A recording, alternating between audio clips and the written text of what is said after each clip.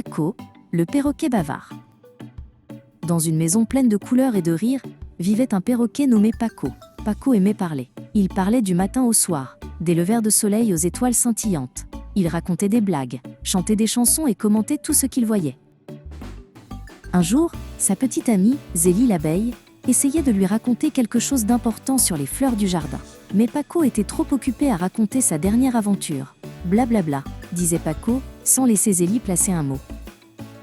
Le lendemain matin, Paco se réveilla et voulut saluer le soleil. « Bonjour essaya-t-il de dire. Mais rien ne sortit. Pas un son, sa voix avait disparu. Paco était très inquiet. Il essaya encore et encore, mais tout ce qu'il put faire fut un petit couinement. Il agita ses ailes, sauta de son perchoir, mais le silence persistait. Comment allait-il raconter ses histoires maintenant ? Zélie, la petite abeille, arriva en bourdonnant, comme d'habitude.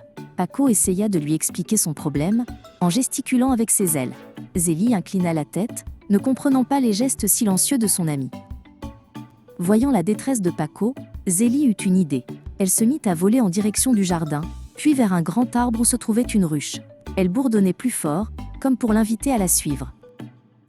Paco, qui n'avait aucune autre solution, décida de faire confiance à Zélie. Il vola derrière elle, jusqu'à l'arbre.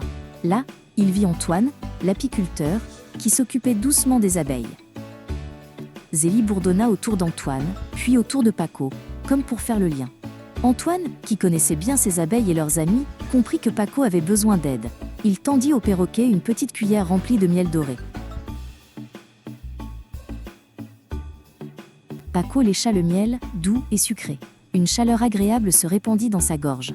Il essaya de parler. « Merci », dit-il, d'abord doucement, puis plus fort. Sa voix était revenue. Il cria de joie et remercia Antoine et Zélie.